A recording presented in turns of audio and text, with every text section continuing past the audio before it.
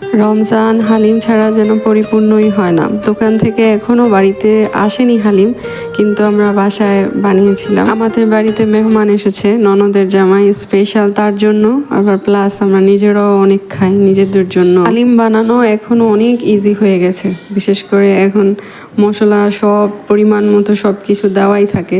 তো আমার শাশুড়ি আমার যাওয়ার আগেই সব কিছু ভিজিয়ে রেখেছিল, আমি জাস্ট গিয়ে রান্নাটা বসাই দিছি। আম্মা মাংসে মশলা দিতে ভুলে গিয়েছিল, তা আমি আবার মনে করে দিলাম। মাংস কষানো হয়ে গেলে তারপর যে ডালটা ভিজানো ছিল প্যাকেটেই দেওয়া থাকে, ওইটা ঢেলে দিলে খুব তাড়াতাড়ি হয়ে যায়। ইফতারির আগে আমরা একসাথে সবাই কাজ করি, তো কাজ একজন আরেকজনকে এগিয়ে দেয়, তাই যে কোনো কাজ সহজ হয় আর খুব তাড়াতাড়ি হয়।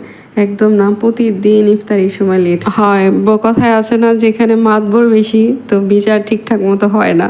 তা আমাদের অবস্থা ঠিক, মানুষ বেশি তারপরেও কাজ আমরা লেটই করে ফেলি। তো আমার হালিমে এখন পানি দেওয়ার সময় হয়ে গেছে, তো আমি পরিমাণ মতো পানি দিয়ে অনেকক্ষণ এটাকে সিদ্ধ হওয়ার জন্য রেখেও দিয়েছিলাম। হালিমে আরেকটা জিনিস, এই হালিমে লবণ একদম সবার শেষে দিবেন, কারণ মশলাতে সব কিছুতে লবণ দেওয়া থাকে। আমরা একবার লবণ দিয়ে একদম কটা করে ফেলি, এইবার সাবধান ছিলাম। তো পেঁয়াজ ভাজতে ভুলে গেছি, পরে আবার আরেকটার মধ্যে পেঁয়াজ ভাজতেছিলাম। নামানোর আগে পেঁয়াজ আর গরম তেল দিয়ে আমরা খাই, আর অনেকেই অনেকভাবে খায়, যার যার ইচ্ছা, যার যার রুচি।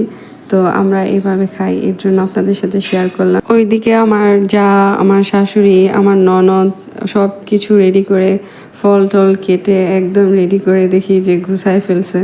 এর আগে হালিম বানানোর আগে আমি ইফতার বানিয়েছিলাম, তো ওইগুলো সব নিয়ে সুন্দর করে সাজিয়ে গুছিয়ে একসাথে রেখেছে। তা আমি আবার এসে একটু ভিডিও করছিলাম, যেহেতু লেবুর দাম বেশি, তো লেবুটা একটু ইগনোর করে খাবেন। তো আমরা লেবু ইগনোর করে খাই না, লেবু সহই খাই, কারণ আমরা খাইতে খাইতেই শেষ, খাওয়া পাবলিক। আমার সাথে আমার আন্ডা বাচ্চারা অনেক এক্সাইটেড ভিডিও করার জন্য। আমি ভুলে যাই ভিডিও করতে, কিন্তু ওরা আমাকে মনে করায় দেয় যে এটার ভিডিও করো, ওটার ভিডিও করো। তা আমি আমার হালিম দেখছিলাম যে কেমন হয়েছে।